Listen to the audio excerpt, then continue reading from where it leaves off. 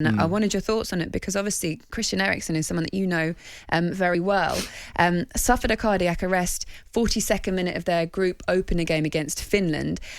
He's posted on an update from hospital saying that he's on the mend, smiling, and it's so heartwarming to see it, putting his thumbs up. And I imagine for the world of football and beyond, but also those that know him, like you, just a huge relief that he's okay. Yeah, it was... I said to you guys off air, I was very thankful that I wasn't watching it live because I heard that the scenes were distressing and they showed quite a bit.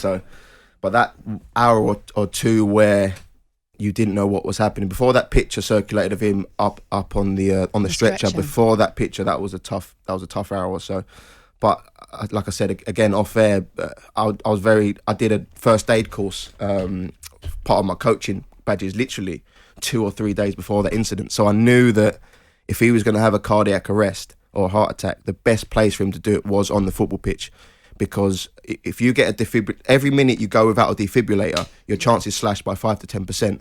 So the fact that your survival rate slashes by 10%. So if you think within 10 minutes with no defibrillator, you're gone. So it's amazing, Andros, you're saying that. I knew it was greater. I didn't know to that extent. Yeah, and listen, I had no idea how to do CPR before that. I've got 2 kids and I was disgusted that absolutely I had 2 kids at the age of 3 and I didn't know how to do CPR. So if anyone's listening and you don't know how to do CPR, it's very simple. Please go to or watch a YouTube video now. First aid course, CPR. Find out where your local defibrillator is, because honestly, 10 minutes can save a life. You can get a lot of these through your workplace as well, can't you? Because it's not exclusive to sport, these kind of things that happen. And you can actually, I think, speak to your managers and say, look, stick us on a course. Go on. My mum's done one of them before. You can get refreshing courses as well, because sometimes you do these courses and a few years later, you've completely forgotten how to use those skills or what those skills are in the first place. So you can go and get refresher courses as well. How long did yours take? Was it interesting? It was actually interesting. Like, it was part of a long 5-6 day intense. Really went for it. So I thought, like, first aid, I'm going to go there, I'm going to sit back in the back and have a sleep. But I was actually engaged, and it was actually really enjoyable. They obviously bring the mannequins and you do the whole CPR yourself. So I'm very grateful that I did it. And I knew watching that the best place he could have had it, he's very fortunate that he had it on the pitch and not if he had it 2 hours before in his hotel room or 2 hours after. He's not with us today, so we have to be so... Particularly if he's alone, he's not with us today, so we have to be so thankful that it did actually happen on the football pitch. Terrifying, really, because I was listening to Justin Edinburgh's son talk about that exact thing that you've just said, because I think he was in the gym, so he was so unlucky. There was no one there with a defibrillator that could save his life, which is why there's so much light shed on these... on the importance of having this apparatus, not just in football pitches, but as any way you can get them in grassroots football as well. Is it something that footballers think about a lot, ever?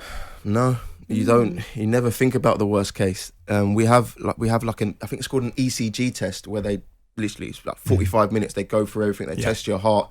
We have that each first day of pre-season, so when you get the all clear for that, you're right, I'm healthy, nothing's going to happen to me. And of course, these freak accidents happened. Obviously, he would have had the same test on his medical for Inter Milan.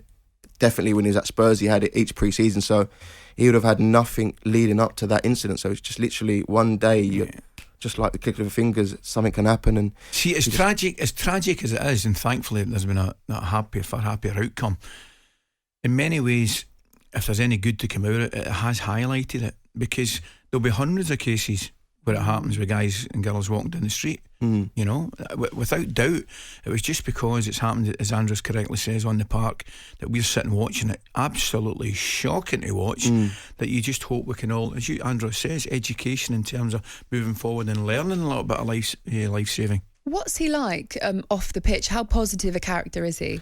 He's such a laid-back, nice guy. I don't think I've ever seen him angry. I think you watched the documentary, The All or Nothing, where he's in the chairman's office. The chairman's offering the world. He's like, I don't care about the money. I just want to go and play football. And that's exactly what he's like. He loves his football. He's laid back. He's always smiling. So, obviously he's got a long road ahead of him, but hopefully he gets the outcome he wants in terms of... He just looks that kind of guy, I've got to say. You know what I mean? I don't know whether it's a kind of Scandinavian thing or whatever, or Danish or whatever it may be, because Brian Laudrup was the exact same. Really? You know, you never saw him get upset. He was always easygoing, pleasant, nice to be around. You know what I mean? If that was me in that chairman's office, I would have been like, what else can you offer me? Offer me the world. But he was just like, nah, I just want to play football. I want a new challenge. And that's what he's like, and hopefully he makes a full recovery. I know this is the painful part, isn't it, of wondering whether he will make a full recovery, whether he can play football again.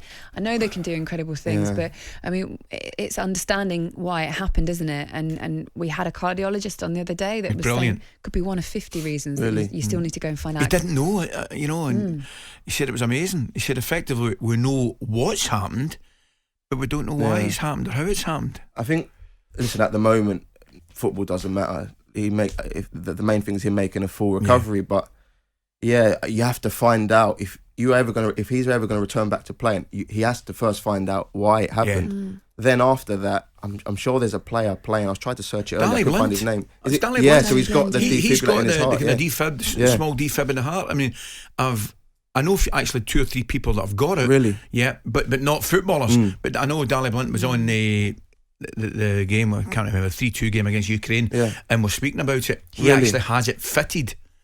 So, you know, if his heart stops, bang, it clicks in and it gets going again, which is clearly an amazing piece of apparatus. So it can be done. It's just obviously whether Christian, having that scare, wants to take that risk again, insurance-wise, and all that sort of side of it. But let's pray and hope and pray he makes a full recovery first, and then after that we can obviously turn our attention to his football career. Absolutely.